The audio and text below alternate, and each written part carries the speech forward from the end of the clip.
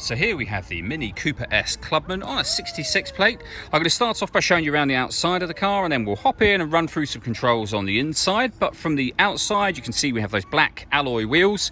We have the tinted windows as well. Let's start off inside the boot and then work our way around the rest of the car from there. As we approach the back of the car, you can see we have reversing sensors, plenty of boot space as well, along with those 3 individually folding rear seats should you wish to increase this space even further. Okay, so we're just going to work our way back round to the front of the car, and then we'll hop in and run through some controls on the inside. But now that we've done a full circle of it, you can see it's in excellent condition the whole way round. Just briefly before we climb in, I think it's well worth seeing the interior from this exterior point of view. There's plenty to run through on the dashboard, so let's hop in and we'll do that now. Okay, now that we're inside the car, we're going to start with the dials. We have the rev counter on the left, the speedometer in the middle, and the fuel gauge over on the right hand side. Also in the middle, you can see the total miles of the car. They are 67,135.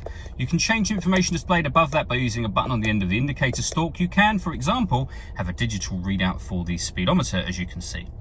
If we back out to the steering wheel, we have cruise control and speed limiter on the left-hand side, stereo and phone controls on the right-hand side.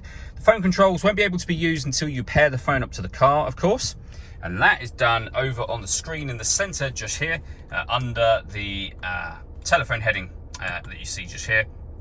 And then you just go down to Bluetooth devices and follow the instructions on screen after that. All the movement I'm making on the screen is all being done using this dial and the collection of buttons that surround it. Virtually everything can be done from the dial, although as I say, you can access your radio, media, etc. from here should you wish to. But with the dial, if you listen to radio, push the dial down after you've rotated it round to the right part of the option screen.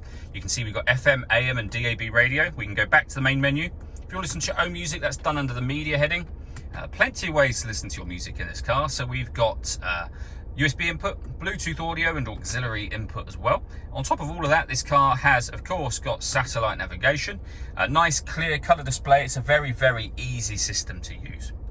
Below that, we have dual zone climate control. So you can adjust the passenger temperature, the driver temperature. You can increase and decrease the fan speed. You can determine what direction you'd like the air to be distributed in. Air conditioning's on at minutes, that's off. Back on again, or hit auto.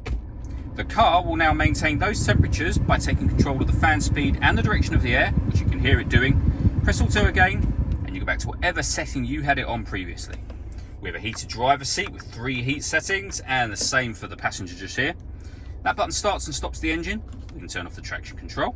We can turn off the stop and start. We can turn the parking sensors on and off. We have a 12-volt charging socket, the USB and auxiliary inputs for our music, and then a 6-speed manual gearbox. This button here will put the vehicle into sport mode, as you'll see. We can go back to mid mode, which is your everyday driving, and green mode as well. All that leaves me to say is thank you for taking the time to watch this video. If you'd like to come and see the car in person and have a test drive, please feel free to give us a call here at Glenbourne's. We'd love to hear from you soon.